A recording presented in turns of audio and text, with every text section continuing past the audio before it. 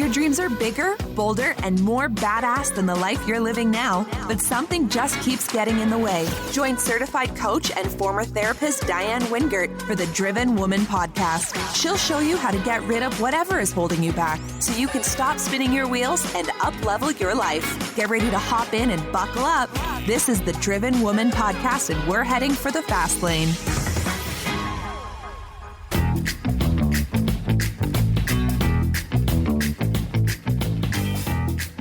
Hey there, and welcome back, Driven Woman.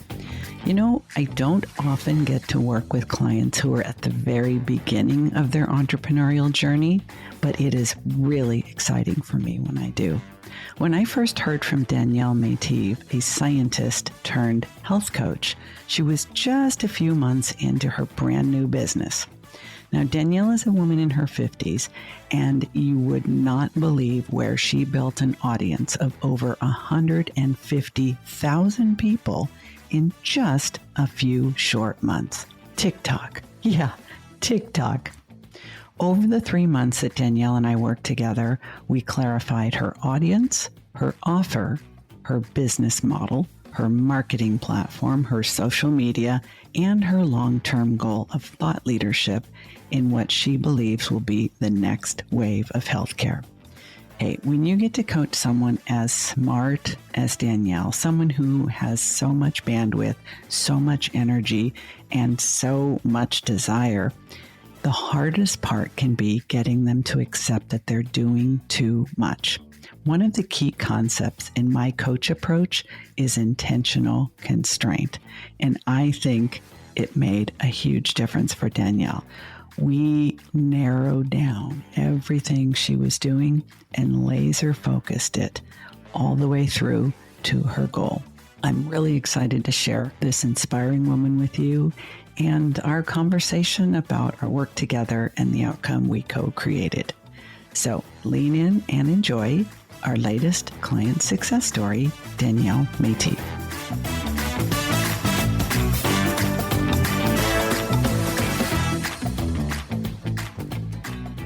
Today, we are joined by one of my favorite clients, Danielle Meitiv.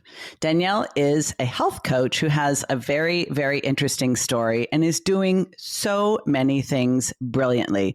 Most of the clients that I work with already have a business that is already in motion when I get involved.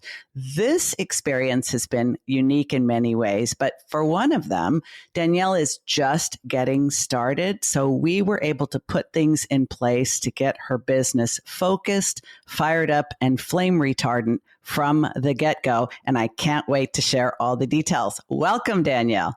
Thanks. I'm really happy to be here. So you are 52. And this is your first entrepreneurial venture. And I just want to highlight that right from the get-go, because so many women want to start a business, but they think, I'm too old. I should have done it when I was younger. It's too late. There's too many other people doing this. And it's just not true, is it? No, definitely not. I mean, it's never too late. And yeah, there's always room for you in the entrepreneur space. Absolutely. So let's tell our listeners a little bit about your backstory, because this is not your first rodeo. You've had several careers and done some very interesting things in your life. And I think it will help shape the context for the business that you are now creating. So what would you like to share?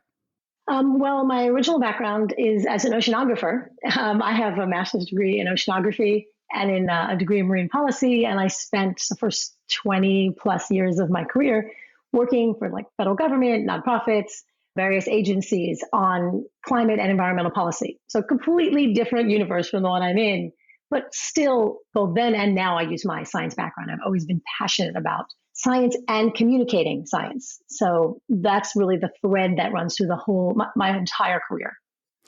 One of the things so that was my initial career. Okay. And then one of the things that we know is that you are no stranger to the limelight. And I think it has absolutely served you well in your current business, which we're going to talk a lot about visibility, vulnerability, comfort with being seen, and how that has literally made your business blow up. But you didn't intend to be in the public eye, but a few years ago you were. Let's talk about that for a minute. Yes. So in 2015, when my children were 10 and 6, my husband and I let them walk home from the playground by themselves, a local playground, and somebody helpfully called the police. And they were picked up by the police, and it started a whole CPS case because they said this is child neglect. You can't let your children walk home from a playground in broad daylight in a safe neighborhood. And it became an entire national and international story. And I was known as the free range mom. And it went on for 6 months, and we were on every media outlet in the world practically, and we were charged with child neglect. And we actually had to fight it, and more news stories and more drama. And then finally, we not only were the charges dropped, but we actually changed policy in my home state of Maryland, and as well as a number of different states around the country have changed laws so that wouldn't happen to anybody else.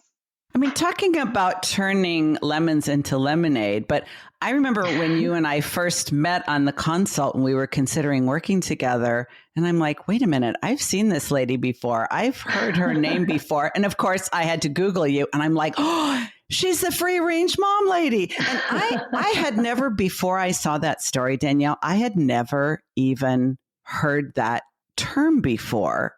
But of course, once I did, it was like everywhere. And I remember thinking at the time, my kids are quite a bit older than yours, thinking they literally just walked home in broad daylight, a 6-year-old and a 10-year-old who knew the way, were totally safe, and some busybody got involved. But I think it's a good example of how you are a person who has very strong values, and you will fight for what you think is right. You will speak up for what you think is right. And I think that is something that serves you very well now. So let's talk about now. What are you doing now? Tell us about your business.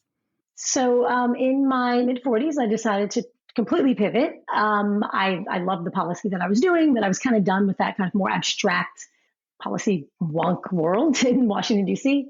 So I decided to pivot, and I've always been fascinated with health, my own family's health issues, and sort of what we can do for our own health, so taking charge of your own well-being. And so I got a health coaching certification. And part of what drove my interest for ages is that I have Hashimoto's, which is an autoimmune thyroid disorder. My aunt had multiple sclerosis. My mom had Graves' disease, which is also thyroid.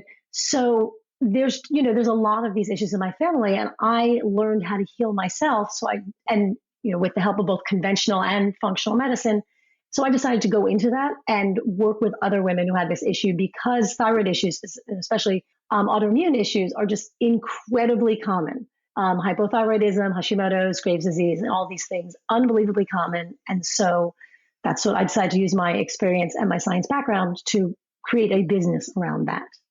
And not only are they extremely common, but the conventional medical world is oftentimes dismissive of women who have thyroid disorders. The thyroid panels they typically do are just skimming the tip of the iceberg. And I think, unfortunately, it does happen to be so many autoimmune conditions tend to disproportionately affect women who tend to be dismissed by medical providers as, hysterical. Hysterical is, they used to treat hysteria in women back in the dark ages of medicine with some very barbaric sorts of things. So what is the name of your business? So my business is Thyroid Healing Solutions, and I work with women for just the reasons you mentioned, because so many women are dismissed. There's so much gaslighting of conditions that disproportionately affect women. Autoimmune diseases often have very non-specific symptoms, fatigue, headaches, and all this. Since literally the word hysteria was invented, 2,000 years ago by the Greek, women have been dismissed as hypochondriacs, as just that something about being female just makes us, imagine that we're sick. And this still happens today. For 2,000 years, we've been suffering this way. And so we talk about health coach, health educator. The way I often think of myself, which of course ties into the whole free range mom thing, is really health champion, is really standing up and speaking up for myself and others in this way so we can change healthcare, because the way women are treated is completely unacceptable and just basic misogyny. I love this. And I personally think, and I believe you would agree, Danielle, that entrepreneurship is fundamentally a feminist act, because when a woman takes control of her financial destiny by starting her own business, and one as audacious as yours, where you're not exactly giving the middle finger to the medical establishment, but you are shining a ginormous flashlight at their biases and their ignorance, at least with respect to this issue. You've done it in a way that I think when we first met, I was like, wow, you go, girl. Because most women in our age group generally will say, well, I'm going to start a blog. I'm going to blog about this. I'm like, it's going to be 15 years from Sunday and you're still going to be looking for your first client. Why don't we think about some more modern forms of media where you can grow faster? And the answer always comes back, oh, okay, here's the thing. I really do want to help as many people as I can, but I really have a hard time putting myself out there. You, my friend, do not have that problem. You went direct to the platform that you don't see a lot of women in their 50s on, TikTok. And it's the most fascinating story. Tell us when you started your TikTok channel, how often you post, all the deets, and what the size of your audience is on TikTok now. So I started on TikTok at the very, very end. I started my account at the end of January of this year. So I don't know, January 20 something. And I started because somebody else, took this business class and somebody said, oh, there's another coach, this woman doing it. You should check her out. She's on TikTok. And I was like, that's my daughter does dance videos. My 13-year-old, like, what is that? Literally all I knew about TikTok was some fight that, the former president of China had over it and children do videos. Like that's all I knew about TikTok. But I was like, okay, I'll check it out. So I still remember Super Bowl Sunday, which was February 7th. I had 60 followers, 60. 60. Because I was talking to my brother all about 60, right? About it. And then by the end of that week, I had 5,000 followers. And I was like, wow, I'm on Instagram. I have been on Instagram since then. I have 1,200, maybe. I get 2 a week. It's crawling up there. Yes. And then by end of March, I had 22,000 followers. And then I posted a video. Now you do not have to dance on TikTok. Very clear. Yeah, let's talk about specifically because these numbers are defy description. People's mouths are hanging open right now. And it gets better. Kind of, I know. What kind of content did you start doing in the beginning where you went from literally 0 to 60 and then 60 to 5,000 and so forth? How often were you posting? And what was the content that people were just grabbing a hold of and it just kept going? Yeah. So it's funny because, people think of there's all these stars and celebrities and they do dances and you're like, great, that's their side of TikTok. I was literally getting up there and saying things like, stupid ass things that doctors tell women with hypothyroidism, that's doing TSH or not doing a full panel or, all these things. And people really like that. So I said, okay, stupid ass things doctors tell hypothyroid women. Part 2, part 3, and I was like, woohoo, look at this. The sequel. Returns. And so it was things like that. It was things like, here's my spa water that I drink with a pinch of salt. And, I do strength training, not cardio. Literally talking to the camera for 60 seconds. So when I started with TikTok, you could just do up to 60 seconds. Yes. And that's what most of it was. It was just, and just sharing little tips and details about your life in a nerdy way, in a whole, science of, you need to have better electrolytes. So therefore we have the magnesium, I don't filter it. I speak like a nerd all the time. Well, you are a nerd. I'm a total nerd. No, that's exactly, I'm totally a science nerd. All of these are all my books, science books about, and so I would talk to people. I'm like, well, there's a recent study that came out that talks about that. And then there's also something on TikTok that have these little memes. And that's where kind of the music comes in. You do not have to learn a fancy dance. And it's they're funny. It's kind of like, when you see something on Facebook, there'll be a picture and people put their words over the picture. Yes. But the picture itself is the meme. Mm-hmm. That's what it is on TikTok. Instead of sending a picture, it's music. So there'll be a little bit of a Kelly Clarkson song that you lip sync to.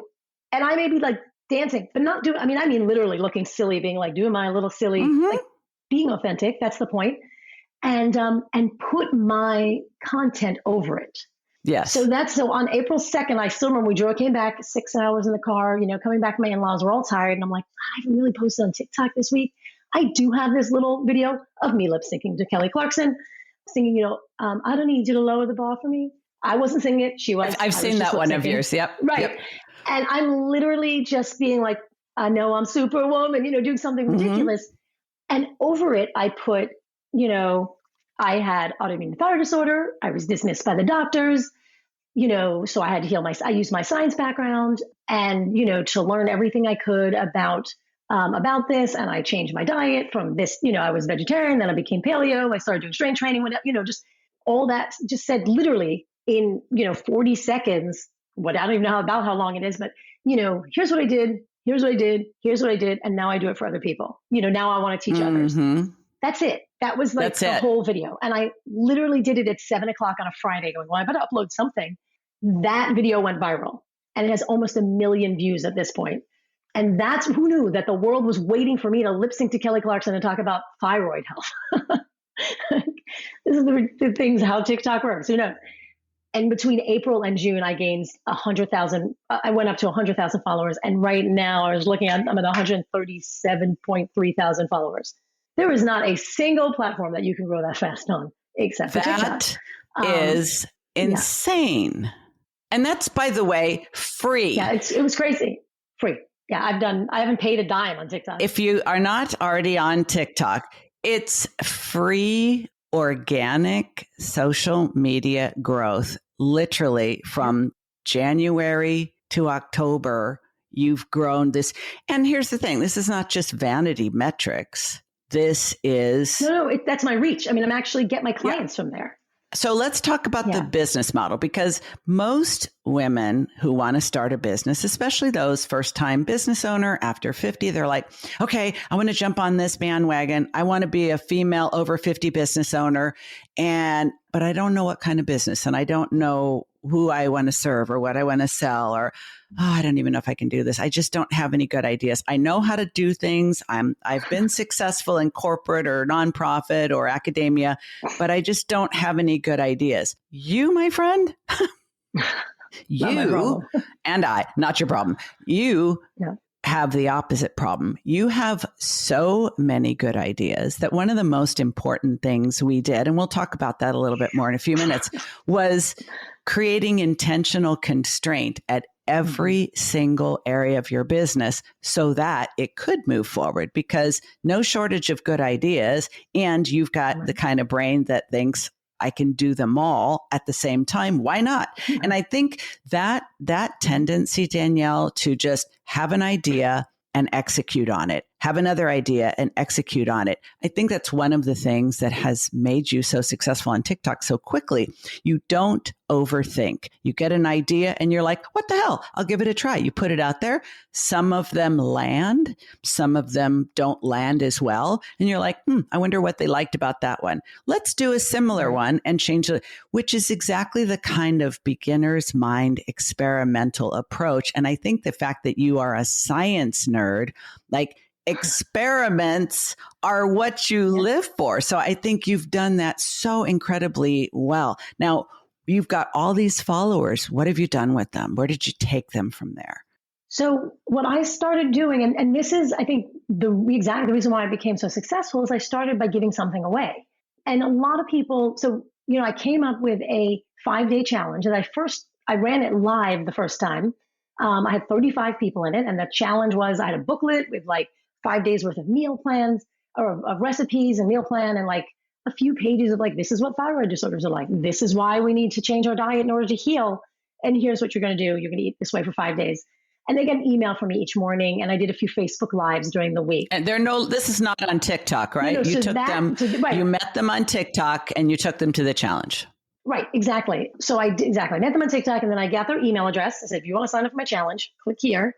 And then they got this little booklet to download, and then they got an email from me each day. So that's when I did it.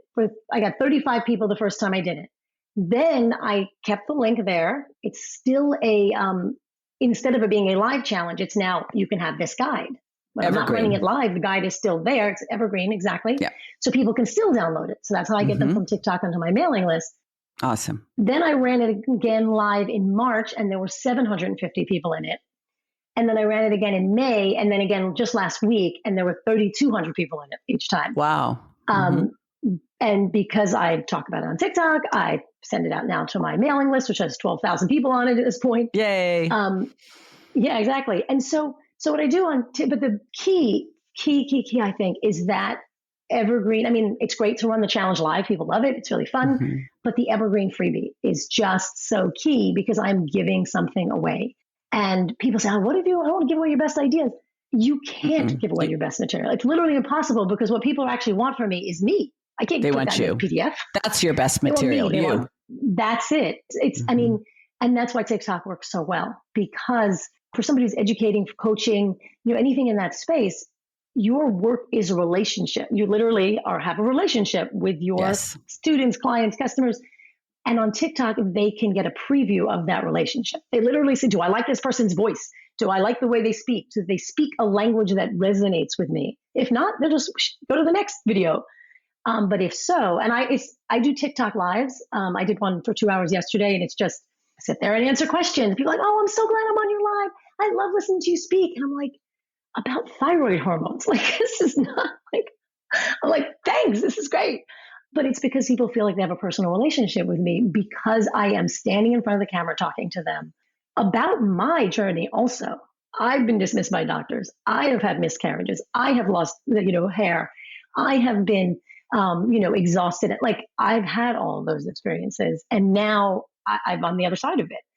So I'm giving them hope by sharing my journey. Well, one of the things you give people is hope.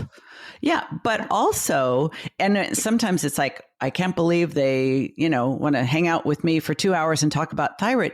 But I think you are also another excellent example of why certain people become so successful as health coaches. Because number one, you give people hope because you are further along the journey than they are, and it's paid off, and they can get there faster because you're sharing what you've learned with a significant investment of your time, energy, effort. I mean, you do deep dives on everything because you're a science nerd, but your audience doesn't need to be science nerds because you've done the work for them. And now you can give them the quick path to the results that you've produced for yourself.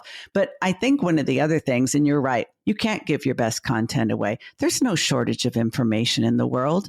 I don't know how many thousands of millions, probably, new pieces of information are added to the interwebs and social media streams every single day. There's no shortage of information. What there is a shortage of is genuine, authentic people who are not trying to scam you, who are saying, I know the pain you're in. I know how lonely and helpless and frustrated and pissed off you feel, and I can help you.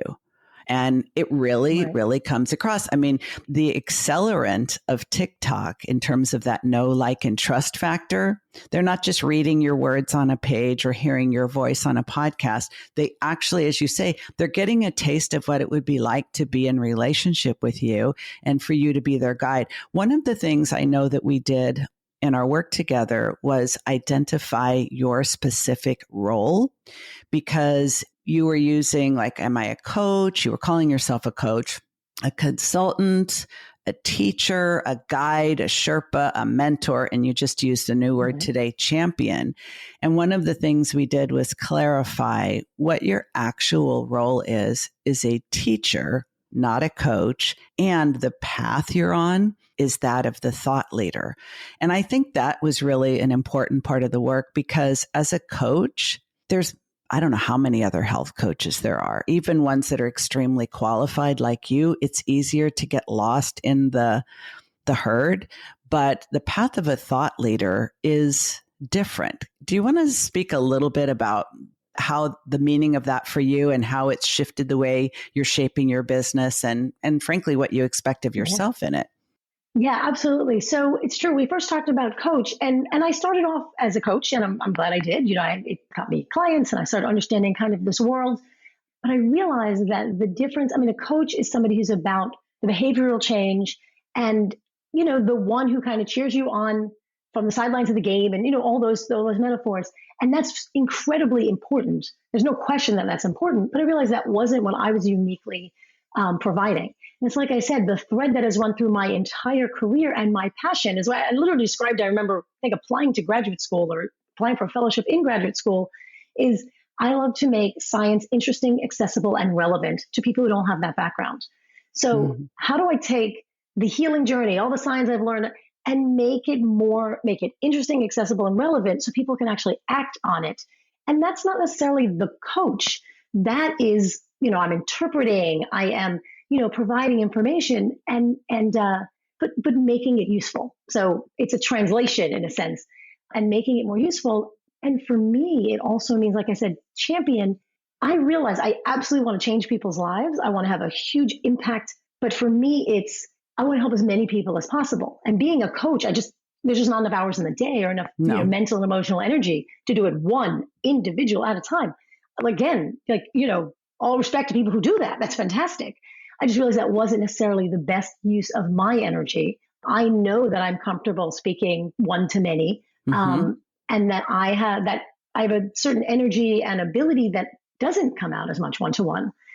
So in terms of the thought leader, I want to change healthcare. Like, I used to work in environmental stuff and I wanted to change the world that way. Now I still have that passion. I want to change the world a different way. So for me, it is reaching enough people, changing their lives. And as we've talked about, each one of them being a foot soldier in this struggle to change healthcare, because we're dying. Like, the United States has the worst health outcomes and yet pays the most money of any of the wealthiest countries in the world. Like, it's horrible, and women get even a worse end of that. So for me, realizing that for me personally, being a coach would have been playing on a smaller field or than what I know I needed to play on in order to have the impact and make the change I wanted to do. So I needed to change my vision in that way to a much scarier one. Like, thought leader, what the heck is that? Of course. But Danielle, it makes the most sense, because when you think about your life journey, like, you love studying very technical topics, scientific topics, and then breaking it down and making it, as you say, accessible and relevant for people who don't have the science background. But you are also a person whose values are a commitment to change at a very high level and the ability to impact as many people with that change as possible. You did it in your first career. You did it with Free Range Mom. It wasn't enough for you to have the DCFS case resolved and for your neighbors, to no longer think of you as a potential child neglector, but you actually got the law changed in your community and brought national, if not international, attention to a very important topic in parenting. We all know about the helicopter parenting, and I can tell you from a mental health perspective, there are millions of highly anxious kids as a result of that. You like creating change on a big level. And I do agree that, being a coach, and you still are coaching, but the way we reshaped your vision of your business and your role in it to be not the coach, but the teacher, and not just the teacher, but the leader, and not just the leader, but the thought leader, that actually positions you to help as many people as possible by leveraging your strengths. One of the other things we spent a lot of time on was identifying the differences between zone of excellence and zone of genius. And I think someone like you, and frankly, someone like me, who has the capacity to be good at a lot of different things and is very stimulated by variety and by, a lot of moving parts and a lot of different roles, that actually holds us back if what we want is to create impact on a high level. So you needed to start eliminating, and this is so hard for so many people to hear and harder to do, but you actually had to identify and commit to eliminating things that you're actually very good at. Let's talk about that for a bit. Hey, driven woman, I want to thank you for listening to this podcast. Maybe you've been listening to it from the beginning, or maybe you are a brand new listener, but either way, I am so glad you're here. And I hope that you are being inspired and motivated and actually learning how to move your life forward with each and every episode you hear. But I want you to know that there is a whole other level that is so much more powerful, and that is actually working with me. I want to invite you to consider that this fall 2021, is your time. I'm reintroducing my group coaching program. It'll be a small group experience that I will carefully curate by choosing the just right members. You might be one of them.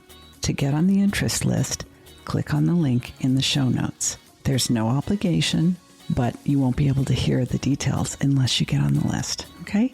So it's coming soon. I want to make sure that you learn everything you want to know to make the right choice for you. Now, if one-on-one is the only way for you to go, there's a link for that too. That starts with a free consultation to make sure that I'm the right coach for the right reason at the right time for you. But if group is more your jam, you got to get on the list. You want to hear from one of my other clients and what she felt about working with me? Have a listen to this. I adopted this phrase of this is what we do here, instead of trying to make it, like for the longest time, I was trying to make it fit everybody's need, where you were attracted. Yes. So that was, I think, the struggle bus. And I don't think I was aware of that. I was, just because I love people. And when you have potential, I can help you get there. So I think I was allowing too much wiggle. And that's what you helped me through mostly in my memory of like figuring out that it's okay to say, no, this is what we do here. This is that stance. And that's how Beyond Common, 12 Essentials for Success in Life, it finally was completed. It was just like this pieces and parts of things that we had done that worked to make us successful. But it was like through that figuring out how to connect everything. And definitely your influence helped me so much. Like it was like, you're an angel. Yeah, that was a really big one. And I know it took like a number of conversations for me to really wrap my head around it. And that was the shift from coach to thought leader. Or that more teacher mode is to recognize, I'm good at the coaching. I enjoy it. I was doing these one-on-one consultations, these sort of strategy sessions, or because so many people get all this information from their doctor and they don't know how to try interpret it. So they want to be like, oh, I just want to do a session with you and you can walk me through it. And I'm good at that. And I do enjoy it. It's, that I can help people in that one-on-one session, but it wasn't having the same impact because I was just talking to them once. Or even if we were coaching and I'm seeing them every other week, how many individuals can you talk to in terms of, I had like 20 clients on my roster. It's still 20 people as opposed to I ran a group coaching program that had 20, the first time I did it had 26 people in it. So like literally the same amount of time, but all 26 people, at the same amount of time I would have taken for one. And when I do a challenge, it has over 3,000 people in it, and I've touched all those lives. So I did have to really wrap my head around the fact that I am, I got good at coaching pretty quickly and, know how to talk to people and they really get a lot out of that one-on-one, but that it just wasn't, there aren't enough hours in the day for that. And I wasn't going to be able to have the impact. And also, and I think one thing that was, for people like us, that was hard is not only am I good at it and a lot of people want it, but you get a lot of positive reinforcement for it. It's great, right? Pushes that button. You're like, ooh, yes. People love it. And so it's like, the gifted child who get, I got an A, teacher's really happy with that. I thought it was a boring ass assignment, but yay, I did it, So going, okay, you know what? And then there was, I think all the time, and I've said it, since we started working together, I've said it a dozen times to different people, because you can doesn't mean you should. Just because you can doesn't mean you should, and it's, and that's the zone of excellence. My husband and I have had this whole conversation because he's just launched a startup with two colleagues. And we're talking about, we were talking about, so what's your zone of excellence and what's your zone of genius? And he's like, you're right. This is my zone of genius, Yeah. And so it's a different world to say, I'm going to spend as much time as I can in that. It's not like you necessarily could drop everything overnight. The bills still have to be paid and somebody needs to clean the bathroom, or at least make sure somebody does clean the bathroom. The delegating piece, that's another. Yep. Right, exactly. But that idea of there are things, and you almost feel guilty for it. First, I was like, but this is too much fun. Like, you mean I could spend all my time just doing this? Like, I could spend all my time making TikTok videos? Like, really? I could spend all my time, like, but this is easy. So, and that's when you would, of course, know that you're in the zone of genius, because it's super, everybody goes, how did you do that? And I'm like, I don't know. I just did it. You know? Yes, because it comes so naturally to you, and you don't even realize that it's a talent or a gift because you didn't have to work for it. But everyone has those things. And I think it's so fascinating that, we've all been culturally conditioned to think if you're being paid to do something, it needs to feel like work. It needs to be hard work. The reality is the thing that your most unique contribution in the world, the highest value zone of genius contribution you can make in this world, and if you're lucky, you can create a business around, is the thing that comes most naturally to you.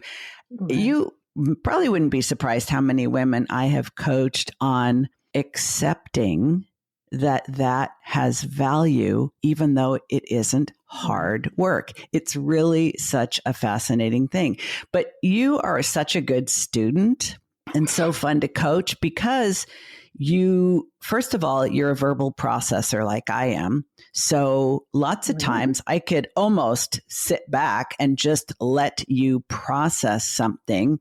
You also happen to be married to someone who also is very involved and likes to listen to you talk things through. So you had me as a sounding board, you had your husband as a sounding board. And by the time you had worked something through, you knew what you wanted to do, and then you went right into action. And I think that's another thing it's really fun for me to work with someone who is willing to take action pretty quickly as soon as they've figured something out. And you may think of yourself as a perfectionist, but you were willing to experiment with things and then make them better as you went along. And that's one of the other things I think really, really holds people back is they don't want to put it out there until it's already right. But I strongly believe that it gets right by you putting it out there and seeing what happens with it. But you're so absolutely right. When people are asking for something from you, they are offering money to pay you to help them. And it's enjoyable to you because you're good at it, but it's not your highest and best. Like, that's hard to say no and to walk away from it. Did you have any difficulty with that at all? It seemed like it happened pretty quickly, but I don't know if we ever talked about any difficulty or any pushback in terms of setting that boundary.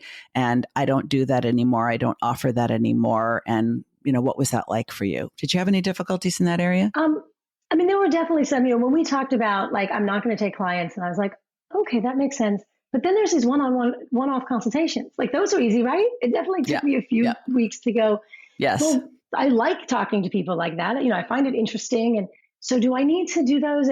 And I think I needed to go, okay, this is really going to drain, time and energy that could be put towards reaching more people and having even a bigger impact. But also realizing, is that even the best way? Like, so I said, okay, doing one-on-one coaching is at least an ongoing relationship. Am I really doing the best impact? Just talking to them once? Like, so I also had to realize, what is my vision for making change? And am I even like, it's, I get that feedback. Oh, we feel great. And that like, the little, reward rush. We love talking to each other for an hour, but I'm like, but a week later, has that person actually changed? So I'm like, yeah. So I had to realize, even though it was fun and easy, it didn't fit in my vision of where I wanted to go. And it was definitely a process of sort of settling on that. Yes. And the thing that's interesting you said about the perfectionism is, I think, naming that numerous times, going, okay, that's perfectionism. I can say, okay, that's not real. I'm going to put that aside.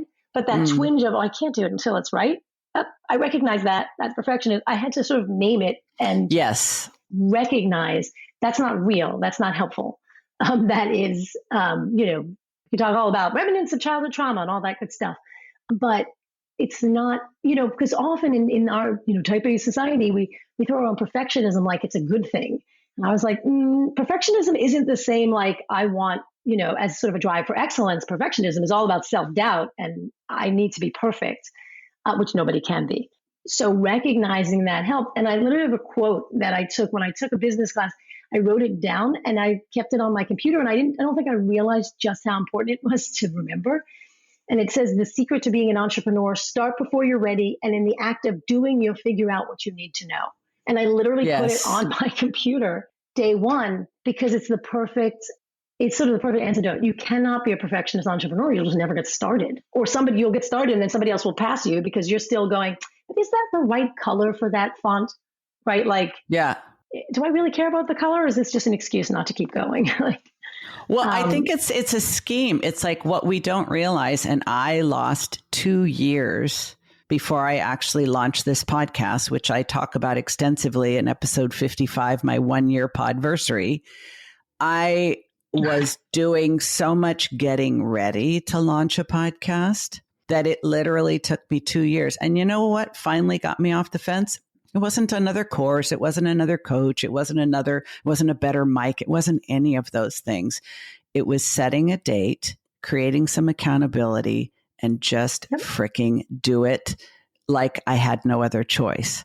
And I think that you also work really well with accountability and creating expectations. And I think you're right. Like, as I recall, you didn't think of yourself as a perfectionist. You didn't identify with that label, but the way we will delay doing something until it meets our standards, I think for people who are gifted in any way, that is something we don't necessarily. I'm not a perfectionist. Look at my house. Look at my kids. The dogs haven't had a bath in 6 months.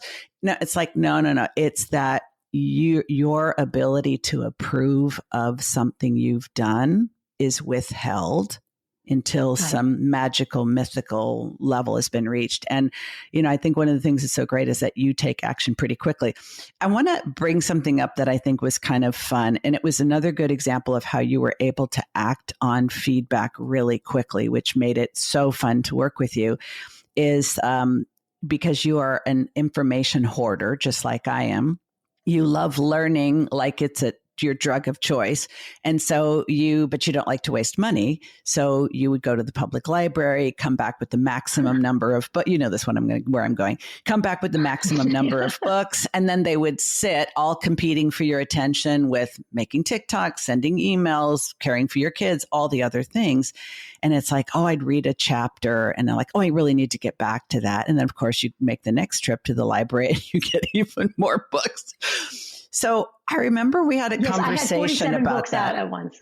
Yeah, I believe you. Books. I believe you. There's probably a poster with a red circle and a line across it with your face in the back room of the library in your neighborhood.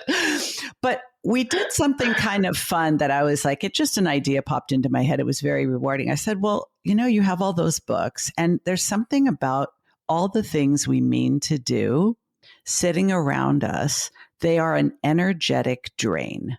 They are calling to us. They are vying for our attention. And those things just keep multiplying. That's why so many busy-brained people become hoarders in a way, because especially for books. And a lot of women I work with collect information and collect books, and then they don't read the books and then they feel guilty. And that's an energetic drain. So I suggested to you, well, have you read a little bit of one of the books? And did you get something out of it? And is it something you can share in a TikTok? And I just saw like light bulb. And the next day when I opened up TikTok, there it was. Yeah, here's my book. I just read this. You made it right away. You did it immediately. Yeah, and that is actually what I've been doing with, and it's fun because sometimes I'll get a book from the library. We talked about this. If I'm interested in a topic, I'll get 5 books, not because I'm going to read all 5, but I don't know which one I'm going to read. But even the decision, like, I'll get to those 5 books and then decide. I was like, So instead, that's what I did and I think we got into that because I said, I take a picture of the spines so that I remember them for next time. You're like, well, why don't you just share the picture? Because it never occurred to me. Yeah. So, but no, I love that. And then, it's like you said, I'm sharing a book. I'm showing where my information comes from. It's, and then I'll remember it. So someday if I'm like, I really do want to dive deeper in that book, I know exactly what it is because it's in the TikTok video. But it also does feel like you get some value out of that. I got the book. Yes. A lot of times we don't need to read a book cover to cover to get the information anyway. You're promoting somebody else's work, which I find always, is a positive thing. So yeah, I really like that. And in fact, it's networking too, right? Yeah. And I've done the same. It's networking. You can tag the author. Right. And I can't say how many times in a TikTok live, somebody say, what do you like? And I'm like, oh, I like this book. Like, here it is. And I'll hold it up. I'm like, here, screenshot it. This is a great book. Or here's the book I'm reading right now. Here's my, bedside table, pile, which is actually all going back to the library as soon as I take this picture, because Diann said so. but no, it actually was. It's funny because there is a sense of, I do literally enjoy the act. Sometimes it's like a pleasurable thing to sort of browse in the library, browse the books. And it was a way to sort of indulge that without taking all the books or home or keeping them for 3 weeks. Yes. I was like, I can enjoy the actual activity of, touching the nice books and looking at, without it being like, and now I'm going to keep them for 3 renewals and they'll be sitting on my desk for 4 months and I'll be thinking, so I've actually gotten a lot better at going, oh yeah, this is a great set of books. Okay, I need 1. The other 5, I will take a picture of the cover for the future or for a TikTok video or for something. And 1 is actually coming home because this is the one I need to read, or I want to read. I want to stick on my table or whatever. So no, that was actually really sort of an in-between, how to use the information and, indulge the enjoyable part of browsing the library without it then being like, oh, well, except now it's a weight around my ankle instead of a fun half an hour in the library during lunch. Most of the time, I'm extremely direct. As you know, it's a quality we share. And I really like being direct because I find it very efficient. But in this case, I think it maybe was a little sneaky because I think you enjoy learning so much and you enjoy really doing a deep dive in topics and you enjoy sharing that information. But in reality, the path you're on, the path we committed to is the path of the thought leader, which means practicing intentional constraint like it's your religion every day, every moment, ongoing. Because if you have 9 books, the time it will take for you to read all 9 books is time that you could be spending mapping out 9 chapters of your own book or preparing 9 talking points for your future TED Talk or networking with 9 other thought leaders on a summit that you want to create. So I think the idea that you get that dopamine hit from browsing the books, renting the book, bringing it home, and maybe you only read 1 chapter or even 1 paragraph, you get value, you share value. So you've got a little content creation. But I think most importantly, Danielle, is like teaching your brain that the information foraging habit, however pleasurable, is something that actually needs a lot of constraint or it will drain you. And you can leverage it now. And it's another flavor of perfectionism. Yes. Yeah, it's also another flavor of perfectionism. I need to know more in order to really be good at this. I'm not really an expert. I need to learn everything there is. I need to know what all the other experts know before I can join their ranks. So that also realizing that that's what it was. We also talked about, I started a 3-year program at the School for Applied Functional Medicine, which is a huge deep dive into all kinds of fascinating. And I'm going to get a certification out of that, really in-depth certification. I'm meeting an amazing community of colleagues and so on. And it's a way of constraining, saying, I don't need to get 27 books from the library because I've already put my learning into this box of this certification. And this training and this, functional medicine education is so cutting edge that it's ahead of the books I'm taking out of the library anyway. I keep doing this because I keep my library books on the shelf back there, pointing on my shoulder. But so it was also a way of signing up for that. And there's no question that that's, going to advance my career. But it's also when I have an urge to be like, oh, I'll read that book. I'm like, the learning is in the box. Like if I have time to read the book, I'm going to go to the next webinar in my schooling. So it kind of put constraints on the education. Yes. Okay, the education goes in this, I'm never going to read a book again, but it was a really deliberate way to say, this book, no, let me just put it in an actual path so that I'm moving towards something, not just reading lots of, interesting, but kind of random books. Well, it's as you are investing in this education and certification, that is an asset. That certification is an asset. It becomes part of your pedigree. It becomes part of your curriculum vitae. It becomes goes on your website. It's on your LinkedIn profile. It's part of how people will vet you as a thought leader.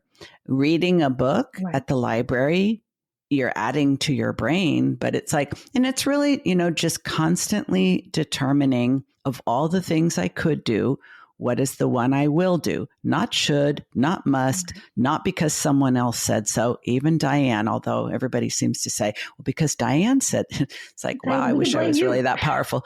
But it's like the idea that I could do anything I want. And the fact is, Danielle, you didn't even need to take this functional medicine certification course. Right. You are already qualified. Why? You have a legitimate science background, and you're not just offering yourself as an expert. You're offering yourself as an expert and a person who has real life, real world in this body healing experience from the very condition you're helping people with. I think that's your secret sauce, because you go to a doctor, you're going to get the expert, but they have no idea how you feel. You know exactly how they feel, and you're the expert. And, I think the course and the people that you're meeting in it and all of it add to, but I think the whole certification thing, is a slippery, and I won't be surprised in the future if you're like, oh, so I'm getting this other certification, and be like, okay. Yeah, well, that's why I also picked this one, because I was like, I'm going to do one. I mean, I knew I was going to do a limited health coaching and then decide what to do next. And like I said, I sort of picked this big one for just that reason, because there's so many out there. So many. I was like, you know what? I'm just going to pick one comprehensive one. It's, do it part-time. And again, it was also to deliberately constrain that urge to keep learning. Yes. To be like, okay, well, if I want, of course I want to have a lifelong habit of learning. I mean, it's constantly great to grow and so on. But it's you have to. You can't not do that. Yeah. But to say, how can I channel this desire into something that's going to have a result at the end and where I can see it. And like you said, I don't feel like I need it in that sense of like, oh, I'll be legitimate when I get, right? I mean, all I have is the health coach certification, and I've done my science background. I already got to, this 140,000 people, and my client roster was completely full until I wound it down. And this is really something I'm doing for me, and sort of like you said, the thought, who am I going to meet on this path, and networking and so on.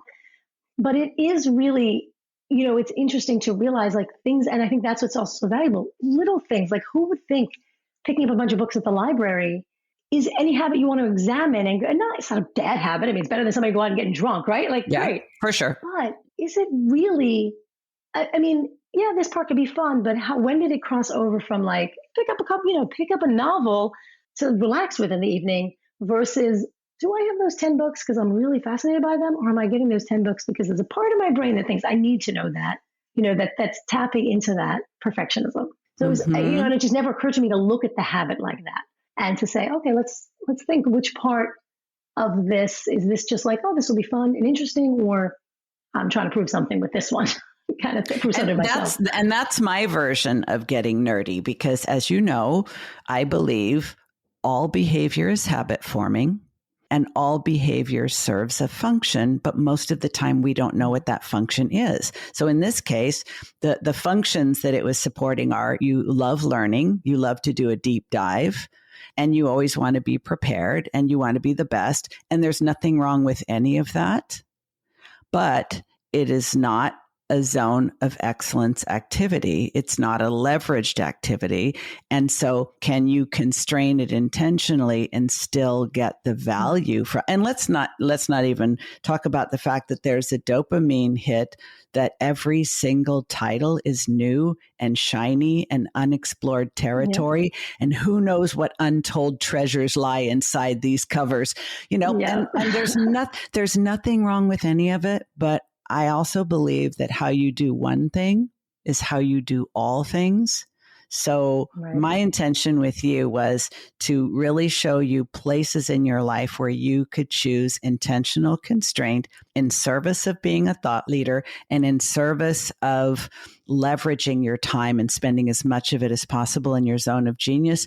So that you can apply what we did with that stack of books on your bedside table to countless other areas of your business and life with the same effect, and you're already doing it. That's exactly. And it is really interesting. Yeah, exactly. It's like sort of thinking of that kind of, that where do I constrain it? Where are there things that I can expand? That now that I've constrained this, now there's room for something else that needs to expand. Exactly. Creating space for something else. Mm-hmm. So that's a really big one also. So I think that is, and also that desire, I realize I've also had more of the space and time to say, oh, okay, instead of taking that, the time, that the perfectionism in this or the goal orientation there, well, how do you sometimes do something fun to fulfill that isn't pulling away from the business? And the example I was using is I just set to this crazy endurance event.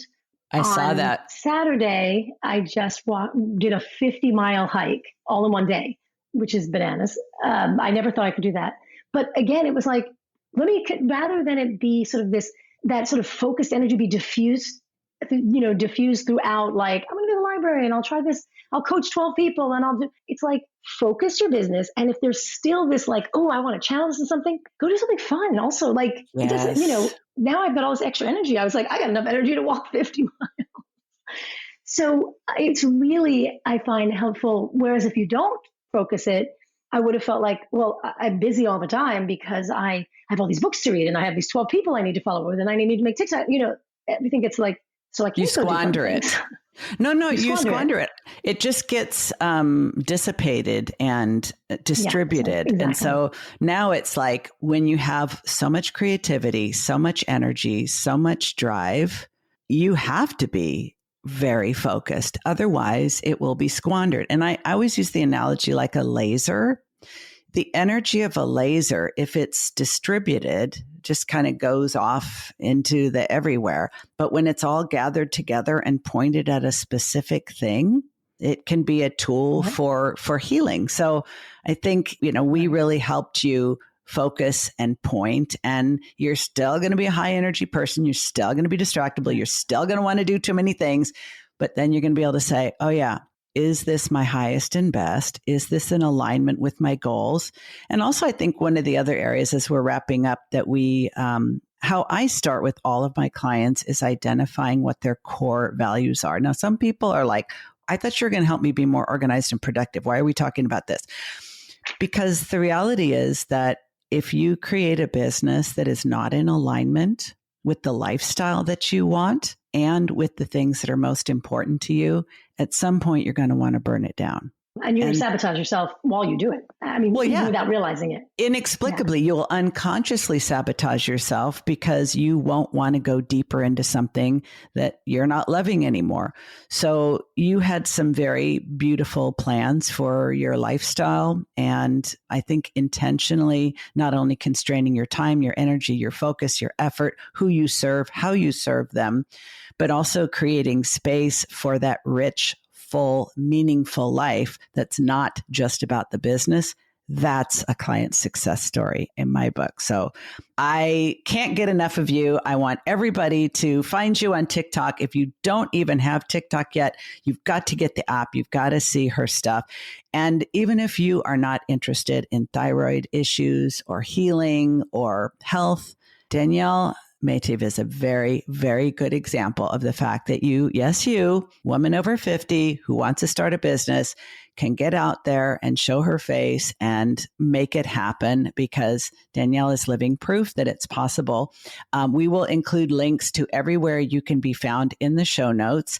And do you have a freebie for our listeners that they can link to as well? Yep, I have the thyroid healing guide, the one that I've done in my challenges. Fantastic. That literally thousands of people have used. And in terms of TikTok, people think, oh, it's just for teenagers. There are 2 billion people on TikTok, and hundreds of thousands of them are women over the age of 50. So there's a huge audience of us out there. So you won't be the only one who's not a teenager. There's literally hundreds of thousands of us on this app. And that's why I've been able to be so successful. And you don't have to dance. Woohoo. You don't have to dance. No, you don't have to do any dances. Thank you, Danielle. I am a true fan. Well, it's been a pleasure. And I'm a fan too. Yay. It is mutual. Awesome. Okay, that's a wrap, guys. Thanks for being here. And Danielle, thank you so much as well. And I'll be watching you on TikTok. You You've been listening to the Driven Woman Podcast with Diann Wingert. Want more straight talk and strategy each week that will take you from spinning to winning? Don't forget to hit subscribe in your podcast player so you won't miss a single episode. Then head on over to the Driven Woman free and private Facebook group community. See you there.